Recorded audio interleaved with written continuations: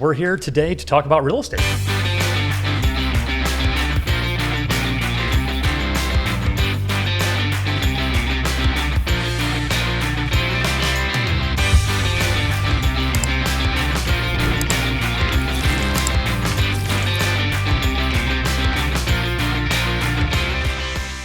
Hello, and welcome to the Real Estate Unlimited podcast. My name is Carrie Steele. Brian Schuby. Bill Jones. And we're the Jones Home Team. And we are back with episode 30. Special guest in the house, Mr. Mike Homan, Deputy Fire Chief, Tiffin Fire and Rescue, right? Did I get that right? You got that right. Okay, perfect. Nailed it. He's here to, well, I'll let him talk about what he's going to talk about here. I imagine it has something to do with fire safety. Be a good guess, I would think. So, but since we're real estate quick, we'll kick it off with Shuby. He's got a couple things. We have some rule changes here, and Mike, you jump in wherever you want here. Yeah, so announced, I think it was, last week, the National Association of Realtors had introduced a new MLS policy giving sellers another option for marketing their home then. It provides more flexibility and then also while maintaining fair housing principles then as well. So just some key highlights of that new policy. Sellers can opt for a delayed marketing exempt listing, which allows them to delay public marketing via the IDX feed, which means that the property won't syndicate out to websites like Zillow and Realtor.com. They'll still be accessible by us other real estate agents, other MLS participants. However, it won't feed out to those other websites then. Well, just real quick, so the backup, so the audience probably doesn't know. So that's all started with a clear cooperation rule where every listing within a business day had to be everywhere. Yep. Like, so if it had to go everywhere. So now this is changing that again. Yep.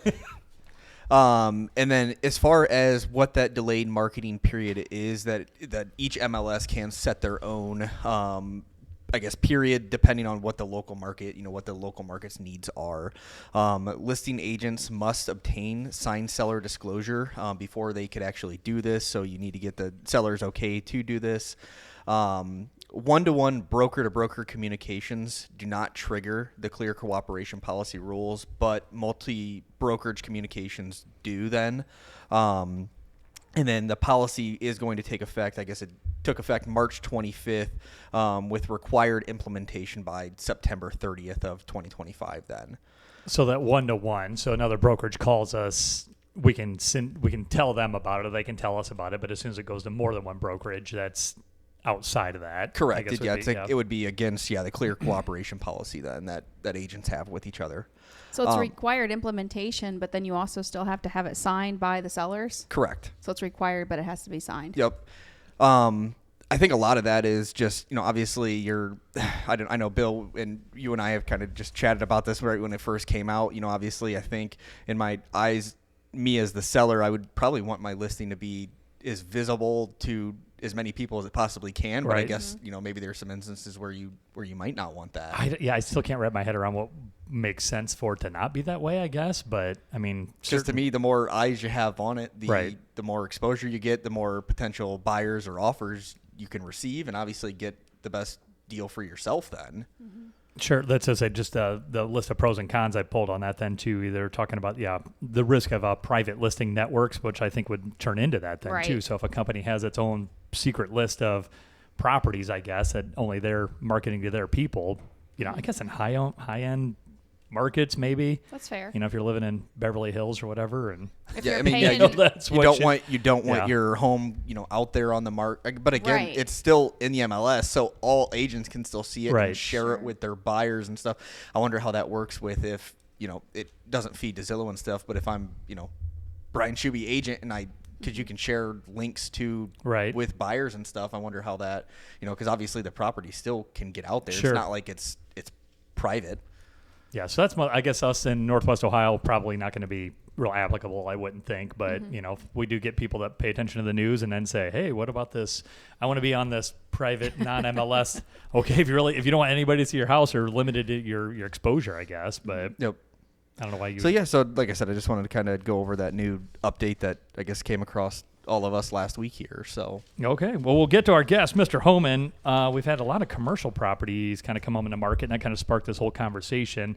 Brian and I put a couple up here, and I think he called with a question, and we started talking to what's involved with that, because we get so many people thinking that a building is grandfathered in. I hear that all the time, like, oh, we're grandfathered in, everything's good. So that doesn't seem to be the case, though, all the time. Well, it depends. Yeah, right. It depends. So the biggest thing with commercial properties is you have to understand that it is significantly different than a residential property in most areas. And you also have to know your local laws and rules because every area is different. Here in Seneca County, there is no residential code. So there's a lot of things that can happen that you don't have to worry about having inspections and going by certain standards, where if it's commercial property, it's completely different. So that's the biggest difference there. On the other hand, I guess the biggest thing I can say as working in the fire service, and one of my jobs, one of the things that I do a lot of is working with business owners when you are looking at starting a new business or buying a building. And we do a lot of plan reviews. We work with the building department and all that stuff to make sure that they are compliant with the code. And so from a real estate standpoint, the biggest aspect I can say is that you have to make sure that you're asking the right questions with your clients to make sure that this building is going to work for them. And it Which I feel like most agents don't know what questions to even ask with something like that then. So Sure. And your savvy business owners, they may have a good handle on this, but right. You may have some other people that are, starting their first business or whatever, and they're not familiar with going through that commercial process. And it is a process.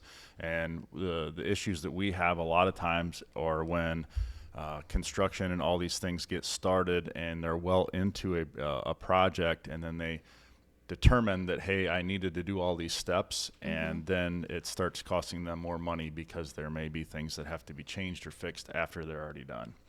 So that's the biggest thing, is we want to make sure that you have your have all your stuff in line before you start getting to the construction phase, because you'll be able to prepare for all those requirements.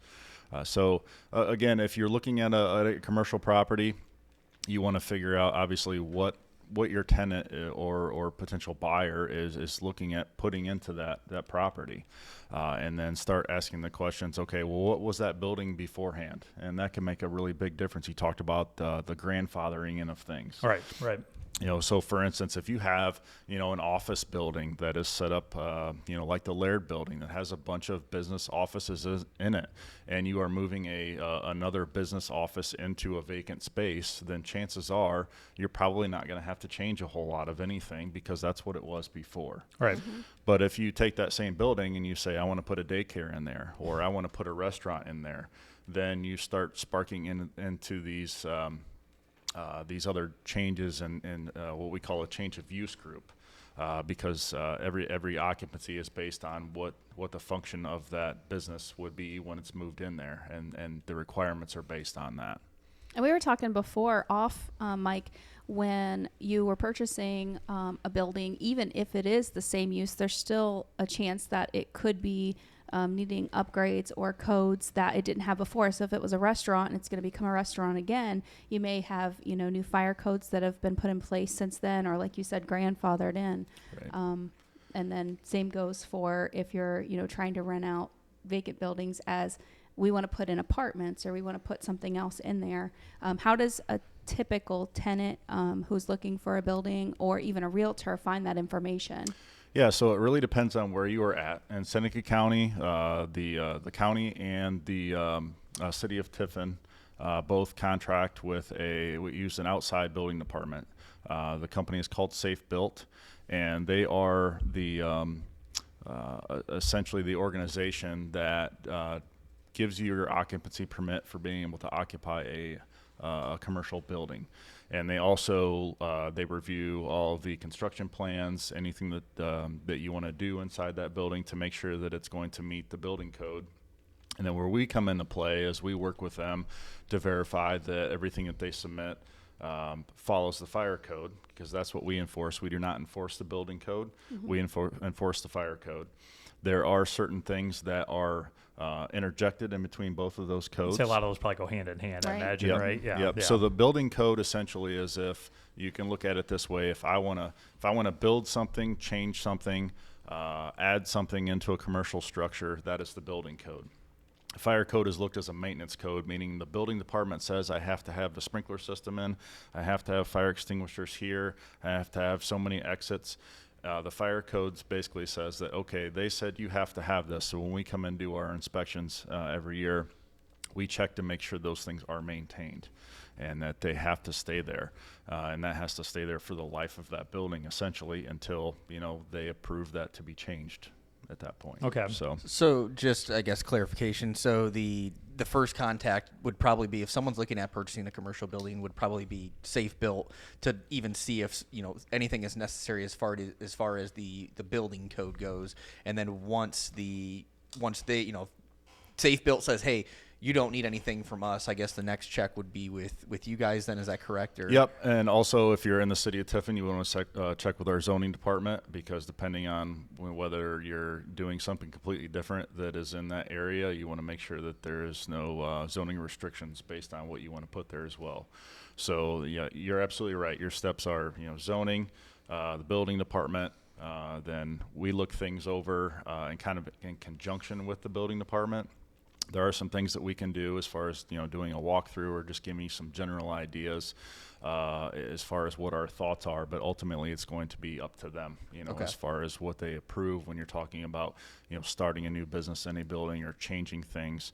And again, it really just depends. If you're, like I said, if you're moving into an office space, and you are a business, that's just running an office, just like your RE/MAX office, your requirements are going to be, fairly minimal because of that, that commonality of that structure that you're moving into. All right. When we moved in, I don't think it changed. Went Right. office use to office use. I don't think we painted the walls. Correct. And Correct. You didn't have a whole lot you had to worry about there because, again, there was no change of use. So there are all kinds of different.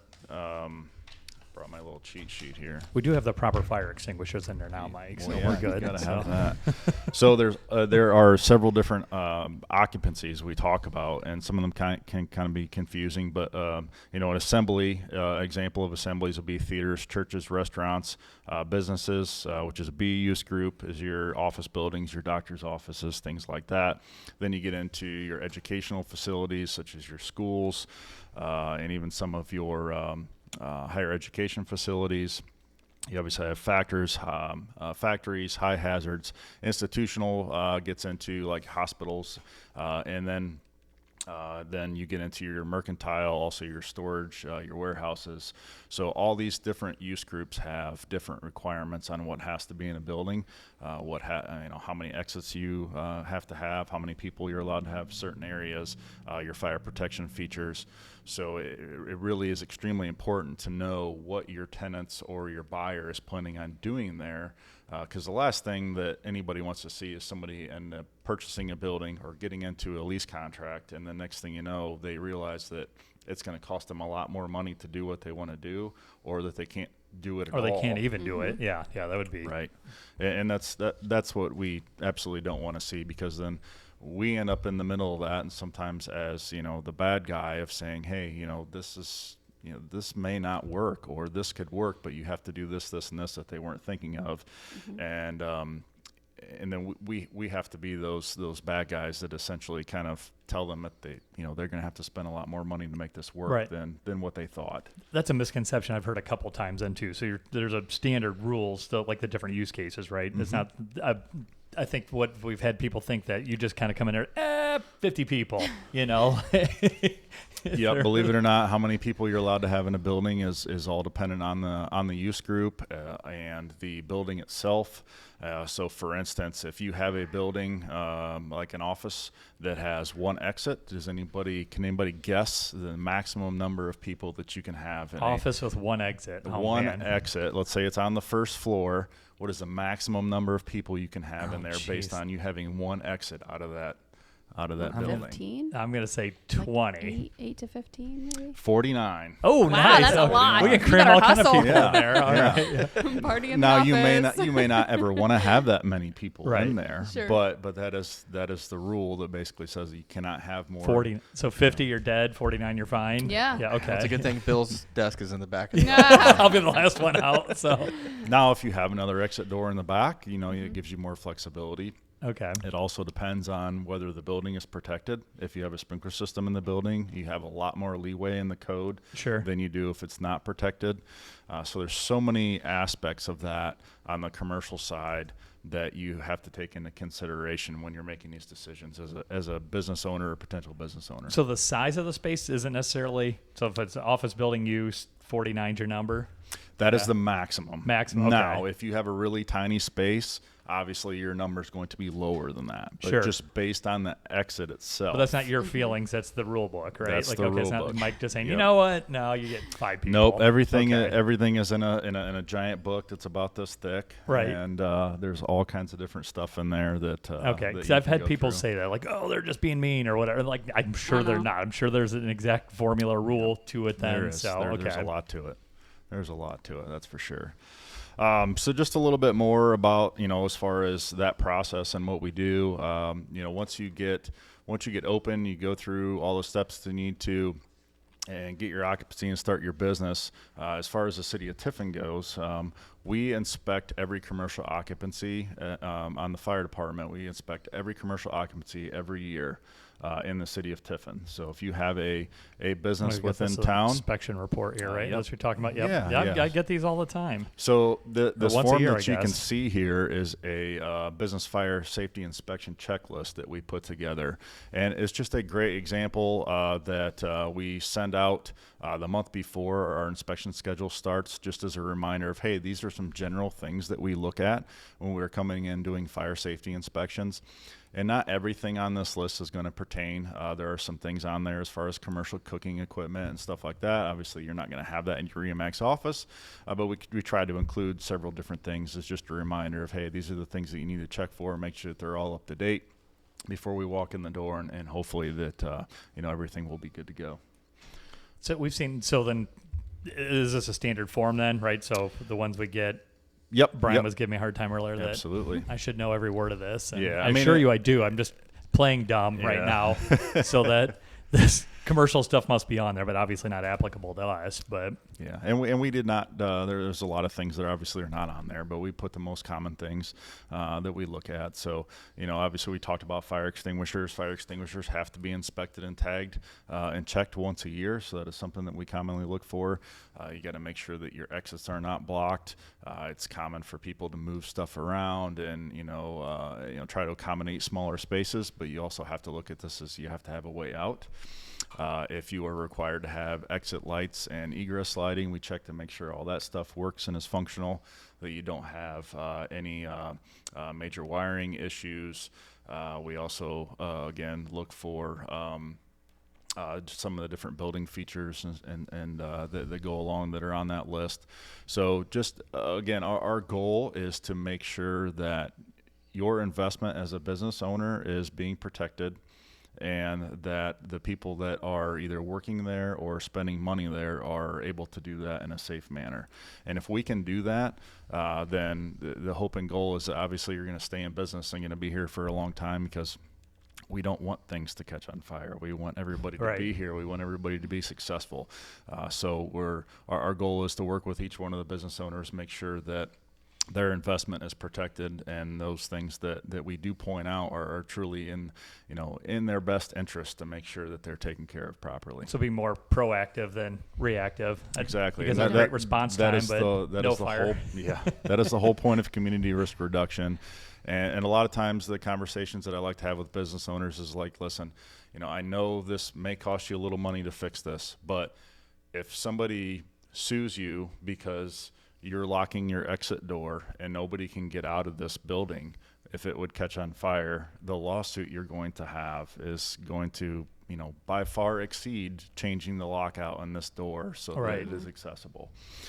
So, if you put stuff in a way that makes sense, and that people can understand that we're not just out to try to push things on people. We are truly looking at this as a safety thing, helping ensuring your property safe. Then that's what we're there to do. Right. And so, quick question on the fire extinguishers. And this is one thing that always kind of baffled me. I always assumed you'd go and get it recharged or whatever. No, they just check to make sure it's in good shape? How long are they actually good for? Well, it depends. There are certain aspects of the fire extinguisher that have to be changed every year. You actually, if you look at an inspection tag on a fire extinguisher, there are 12 little boxes on the back of that tag that you've probably never seen before. I've looked at them daily, actually. What that is designed for is that you should be walking by those once a month and checking to make sure that the gauge shows in the green and that it is not blocked and it looks like it's functional. I just looked at it before I came here. Yep. It was good. There you go. What about those little handheld ones that you buy from the big box stores that you would keep as a residential person in their kitchen or at their camper? Any recommendations on those? Yeah, so look at the box, the manufacturer, all those manufacturers have shelf lives and how long those things are good for. Some of them are one-time use where they can't really be recharged or checked.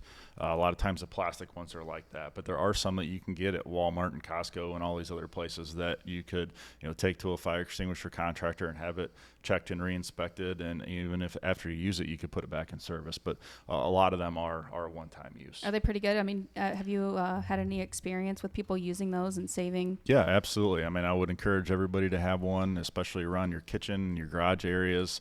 A lot of people carry them in their cars. Oh, yeah. And then, obviously when we talk about, having smoke detectors and carbon monoxide detectors in your house, it's extremely important. But, onto that transition, one of the things that we really like to try to push and that we hope to see happen is when we go through and talk to business owners and go through and talk to them about all the things that they have in their business, we hope that that translates when they get home. That, hey, if I shouldn't have this in my place of work, then I probably shouldn't have this in my basement. Yeah. Right. So, we can't really, it's really hard to put a number or to show that correlation. But we hope that those people are using those same practices at home that we are having them do in a commercial building. So you guys, as far as for residential, once it goes over 4 units, right? Would that That's be something correct. you start inspecting then? That's correct. Yeah. So, we talked about, obviously, we don't have a residential code, but there are residential units that get into the commercial aspect. Right. So, for instance, if you look at, the Tiffin Point apartments, those are commercial buildings. So it's a completely different aspect when you're talking about large apartment buildings. Those are sprinkler buildings. They have fire alarm systems in them. So they have more commercial requirements once you get over a certain number of properties involved in that, and you basically wash away the residential portion of that. So just full on commercial and then we might talk about this here more too. So changing use or even some of these existing old buildings in downtown, people a lot of times have big plans. Carrie, you and I talk about this all the time. I'm going to go, ever has an entrepreneurial spirit, I'm going to go start some business or renovate this. We got the hotel coming in maybe and things like that. That turns into a whole different, okay, the project might be X, but then you need a fire suppression system and alarms and all the things. And and so that's where the building department comes into play, where they're a good resource. We're a good resource that we can, kind of guide you and let you know, okay, this is what you're probably going to have to do here. So that way you're prepared for that. Mm-hmm. Yeah, that would be because there's one, like a parking garage in town, right? That would need a sprinkler system kind of thing. If we put a parking garage in town? Right. Yeah, you would need. Right now, I don't believe there's a requirement to have in the fire code to have a fire suppression system. I just remember some conversation with that at one point. There's a change coming, supposedly. But yeah, right now we work under the fire code that was developed in 2017. So everything happens in the code world very slowly. Sure. So the state fire marshal's office, just to give you some background on how this stuff works. So the state fire marshal essentially puts together the Ohio Fire Code, and that code is good throughout the entire state. As far as the city of Tiffin goes, the city of Tiffin in the past, and I would expect them to continue, that this process is they adopt the fire code. So in other words, they take the state fire code and put it into ordinance and saying this is enforceable within the city of Tiffin. And that's what gives us the authority on the fire department side to enforce that code, because at that point it is a city ordinance that everybody within the city of Tiffin is required to follow. So the town needs to adopt the code then? They don't necessarily have to, but it makes it a lot easier Okay. On the enforcement side, because no matter what, even it is still the code within the state of Ohio. Yeah, It's you just, still have to abide by it, I'm assuming. but right? most Yeah. municipalities will adopt it. Sometimes they can make changes.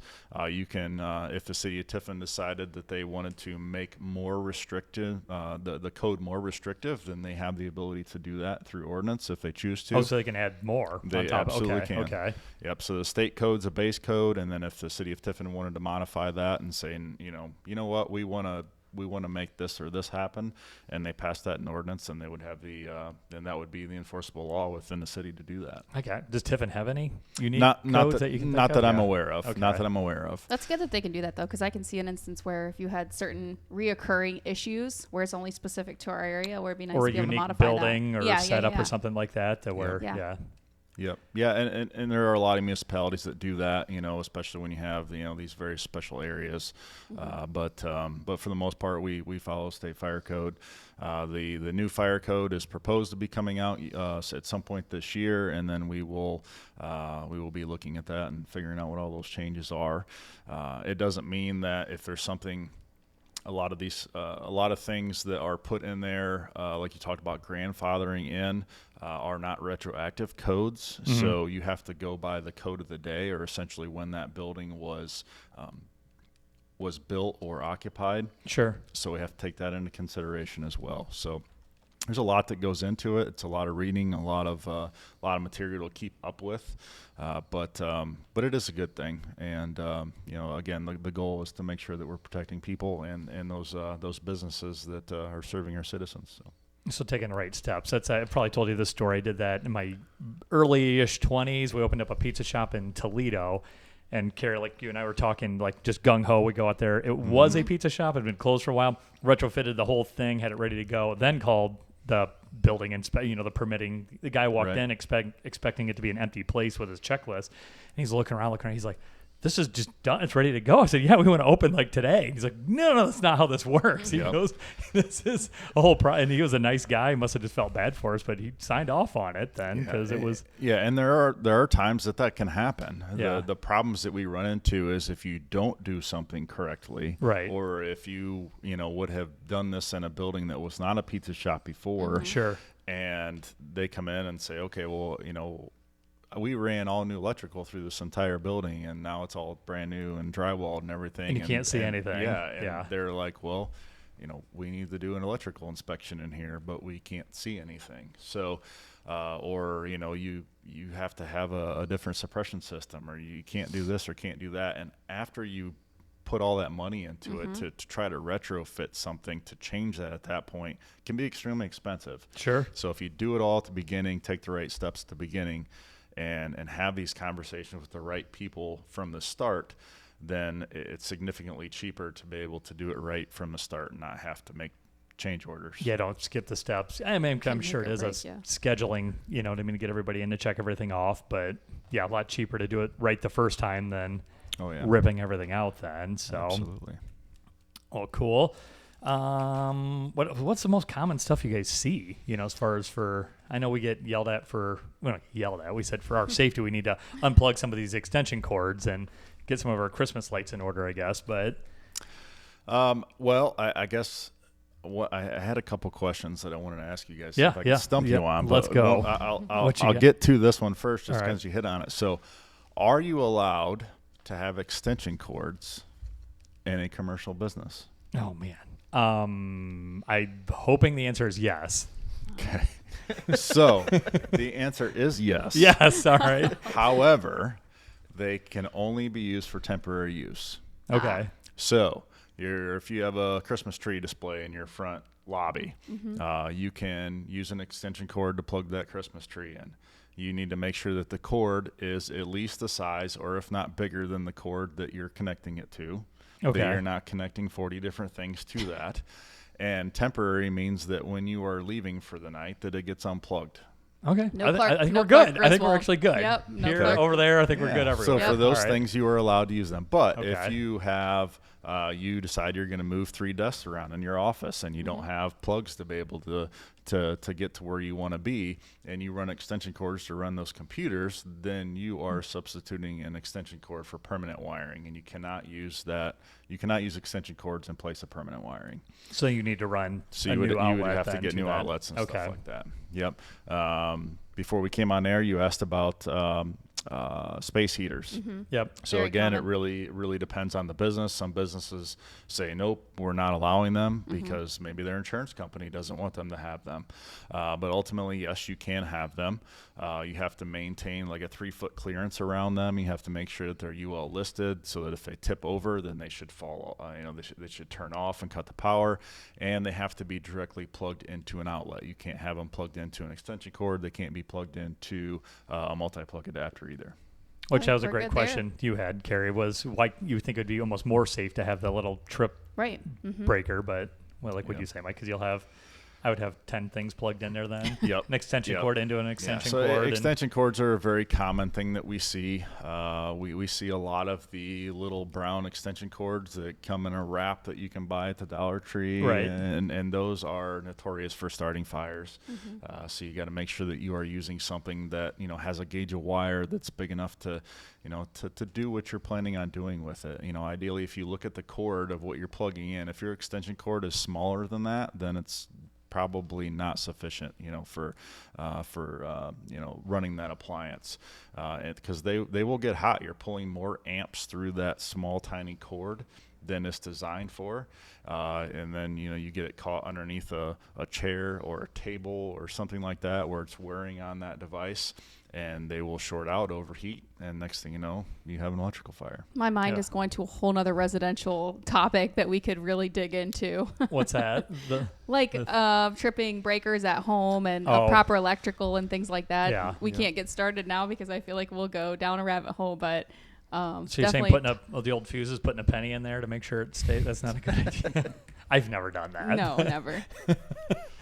Not good. So, but yeah, I'm sure there's a lot you could do. Like you said, Mike, I think if someone's at work and you take those same safety tips home with you, Yeah, keep it's you just safe no there, different than too. all the kids programs and stuff that we do.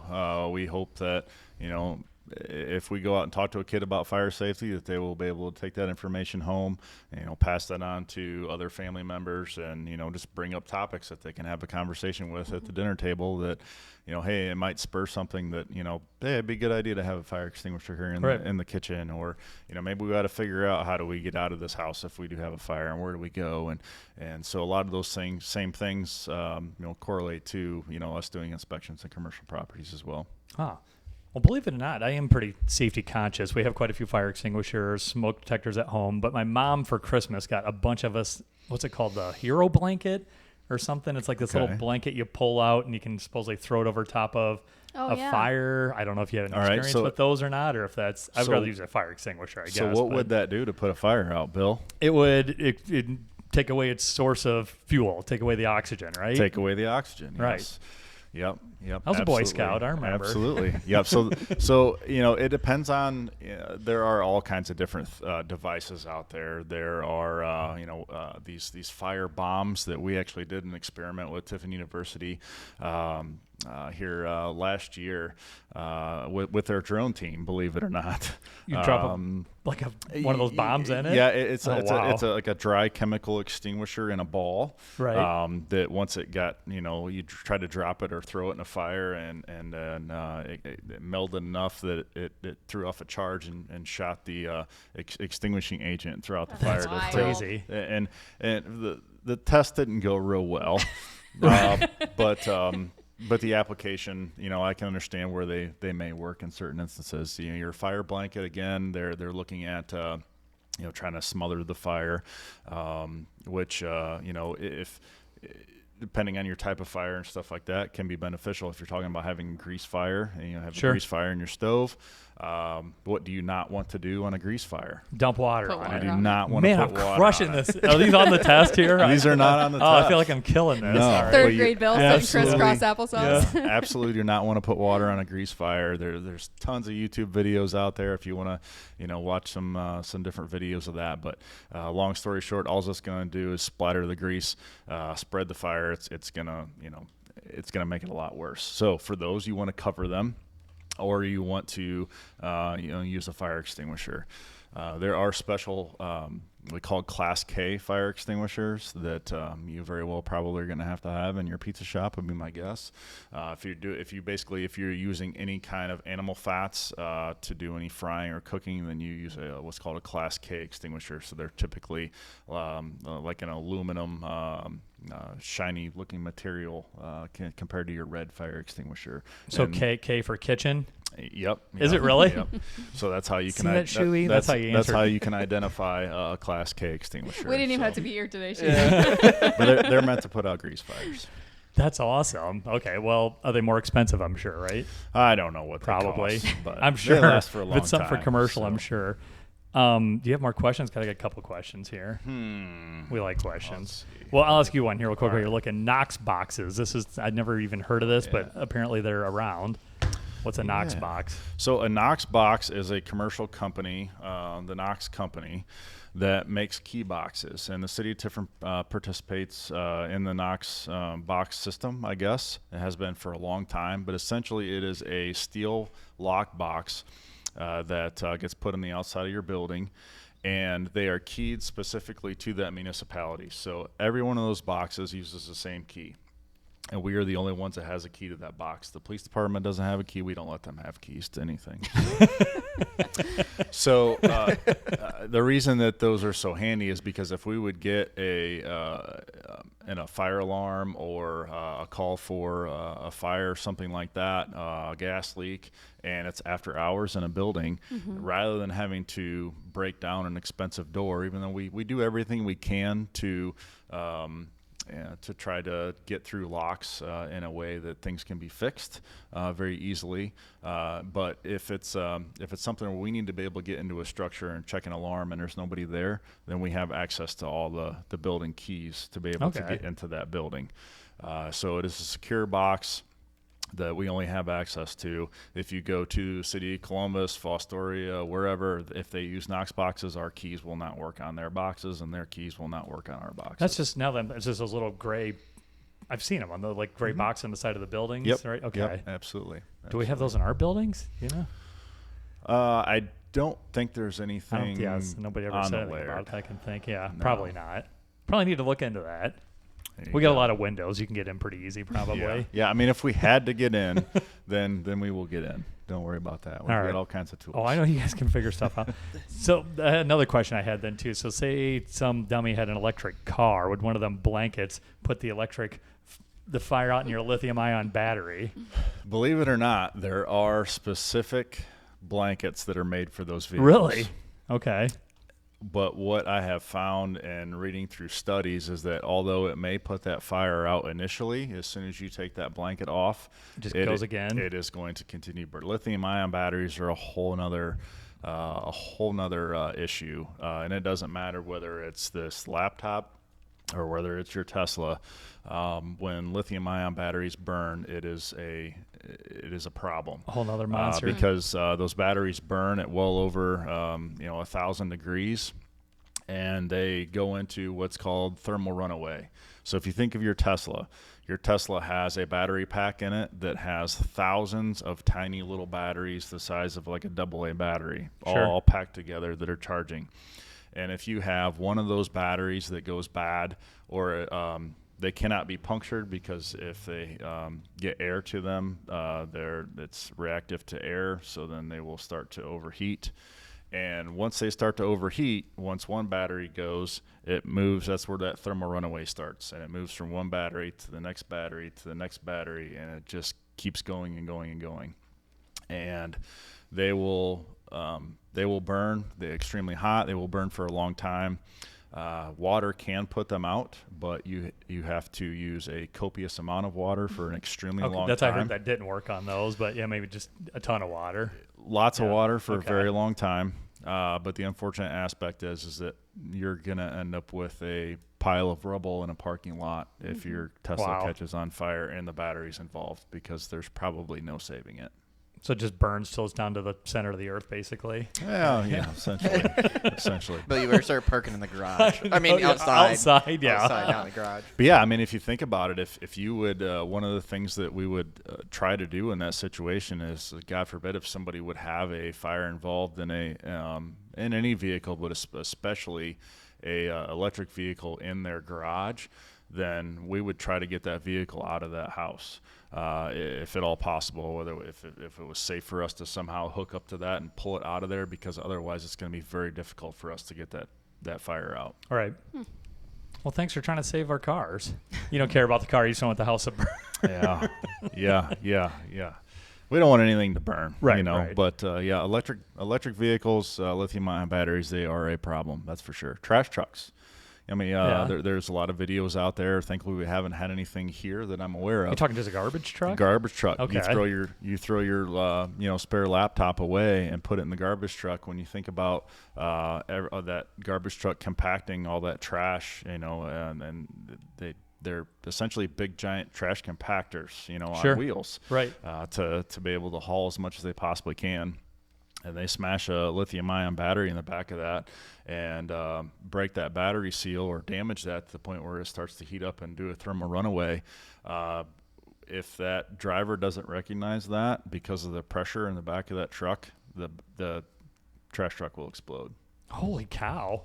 I feel like I didn't even know that was a thing. I just saw something like that on YouTube. Really? Or one of those videos. I don't know if it was a lithium battery. That's why if you ever, and we have had a couple trash truck fires here in town since I've been around, and those drivers are taught, if they recognize that there may be a fire in the back of that, they will find a parking lot and they will dump it because they have to get it out of the back of that truck. Get it out of there? Yeah. Wow, that's incredible. And then we're able to put it out at that point. Right. And, they'll load it back up or whatever and put it in a dumpster, but they've got to get it out of the truck. Interesting. Huh. That's crazy. Learn something new every day. Yeah, I've never even gave that a thought then. So you guys, how many calls? You guys are out quite a bit then, right? I mean, we stay busy. Last year we ran a little over 3,700 calls.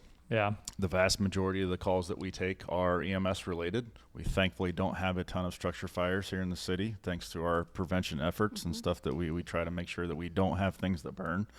But we stay busy. A lot of the stuff that we do is ambulance based. We have a lot of nursing facilities here in town. Our population is aging, just like it is everywhere in this country, and so the amount of emergency medical calls we take certainly outweighs the number of fires that we get, and that's not just here in the city of Tiffin. That's pretty much everywhere in this country to a certain scale. Yeah, that's well, you guys keep us safe here. All right, I got a couple questions. I chat GPT'd, so if these are completely inaccurate, then all right, we'll have to see what happens. I'll do my best. So the first one, the deputy chief, that's you, right? Mike Homan. That's me. Yep, Tiffin Fire Department. What year did you officially become the deputy fire chief? See if we're right. I was there for it. Oh man, I was You're there. Gonna put me on the spot, and honestly, what year is it now? This is 25. 25. Yep. 22. That's correct. Yes, good job. Thank you. Yeah. Ooh, that was close. And That was close. I didn't know this was a thing, but the Great Fire of Tiffin. Okay. Okay. Do you guys have any idea what year, or did you know of the Great Fire of Tiffin? I know the history very little, so I've heard of this, but I don't know a whole lot of the backstory. 1872. Okay. 70 buildings were destroyed. Whoa. I guess. Yeah. Which was that downtown? Was it? I don't even. Yeah, I've heard of the flood, but I didn't know that was yeah. I don't remember exactly where it was at. I don't, like I said, unfortunately, don't have a lot of good information on that one. Okay. Well, kind of a no-brainer question, but it says, do you think that the modern equipment would have saved more buildings than the previous? Oh, absolutely. That's an easy one. Yeah, and there's a lot of factors that go into that. But if you think about all the things that have changed since then, that's the thing about fire codes and building codes is for the most part, the fire service is a retroactive service. Mm-hmm. So if there's something that has changed in the fire code or in the building code, generally it's because something bad has happened. If you think historically about all the worst fires in this country, the Station nightclub fire, the fire at the MGM Grand, all these different fires spurred code requirements because a significant number of people lost their lives. Sure. So, going back to the Station nightclub, when you had a nightclub that was, you had a band that was setting off pyrotechnics on a stage that weren't approved to be able to do so, while the stage in the building is covered in flammable foam. And there was a significant number of people that lost their lives because of, that one incident. And unfortunately, there was another incident overseas. I can't think of the life of me. I just read this article last week. This actually just happened, where there was a very similar situation in another country that is eerily similar to the Station nightclub fire. Yeah. And a significant number of people did not make it out of that building. But the MGM Grand fire was a fire that started in a very small area of the kitchen on the first floor of that building. The vast majority of the people that died in that building died in the upper floors of the MGM hotel from smoke inhalation. MGM in Vegas, or is Yes. this okay? Yep, that was in Las That's Vegas. when we were at, right? Well, we had been there. Yep. But and this fire was a long time ago, and they made a lot of significant changes. But there were fire service features in that building that they had basically dismantled. The building was only sprinklered on the first floor because that was the only requirement at the time. Mm-hmm. Even though they had tried to push them to sprinkler the entire building, they didn't have to, so they didn't spend the money to do so. And there was a lot of different features with how the stairwells and the doorways were set up that allowed smoke to spread throughout the building. And a very small, tiny fire that it grew to the point where it should have been easily managed, ended up killing like 80 people. Oh, so, wow. A lot of these things are where these codes come from, is because something bad has happened, and we figure out how to prevent it from happening again. So learn from that and go. Yeah, it's something you said from you, and probably my grandfather said the smoke is a lot of times more dangerous to people than the actual fire, right? Unfortunately, if we get into a situation where we have a fatality, it's not because that they were physically burnt. It's because of the smoke inhalation. Yeah. One of the things, I guess the question for you is, do your kids close their doors at night when they sleep? We do, yes. Okay. Because you probably told me that here, because that'll help give them a little bit of a barrier to, we got them the fire ladders. They're terrified to even thought of using those, but if you had them, Right. But yes, just something as simple as closing your doors at night when you go to bed can make a significant difference. And again, it's still an argument with them. They don't want to do it. And I'm like, Mike says close it. We're closing it. I have a soon-to-be 13-year-old who refuses to do that. And so every time I go to bed, I make sure I close her door, after she goes to sleep. But you can look at a room where you had a fire outside of that room with the door closed, and it doesn't have to be a special door. It can just, it can be it doesn't have to be it can be a hollow core door. The cheapest door you can buy at Lowe's or Menards. But if you have that door closed, the amount of smoke that's going to be and heat is going to be going into that room. You can have a tenable space in there where you can literally survive until somebody's able to get you out a window or get the fire out. And compared to keeping that door open, where you're going to succumb to smoke and heat within a very short period of time. Mm-hmm. Yep, you've scared me enough. We try to be safe, so it's important. All right, here's another one. What is the name of Tiffin Fire Department's tallest ladder truck? The name of the truck? The unofficial name, I guess. I don't know. It came up with an answer. It came up with an answer. Well, the truck that we have, truck one, I guess. Ladder one. Yep. That's the correct answer. All right, perfect. That's our aerial platform truck that we have. It's a 100-foot platform. Okay, and with this truck, there's an unofficial rule about this truck and who gets to drive it. I don't know what that is. Well, supposedly there's only one person that can parallel park it without hitting a cone. I don't know anything. It's about you. That. It says it was you. It was me? Somewhere online, there's somebody that said Wow. that you, Mike Homan, are the only one that can parallel park That's ladder awesome. one. Is that well, all garbage? honestly, I don't know that I've ever Just tried take to credit parallel for it, park Mike. that truck. So. Yes, just I have. yeah.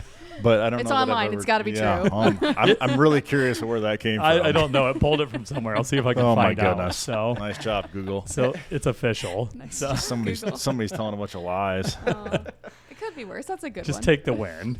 All right. Yeah, All right. Cool. Anybody got any questions for Mike before we roll? No, No. bunch of good info. Yeah, that's a lot of great. Yeah. If I'm again, like we talked before we got on, I'm sure we could talk for 3 hours Yeah, for probably real. and just Yeah. turn to a full blown Joe Rogan chat fest. But Yeah. Well, I greatly appreciate the invitation. Yeah. It means a lot, and it was awesome. yeah, well, thank you guys seriously for keeping us safe. And you guys, I mean, we're downtown. We hear you guys responding all the time, so we know you're out there doing a good thing. And Yeah, we didn't get interrupted by sirens today. That's yeah, so believe it far, or not. anyway, So, all right, we'll have you back, Mike. That's episode 30, folks. Thanks for stopping by. Do all the things like, share, give us some comments, let us know what questions you have, and we will see you on episode 31.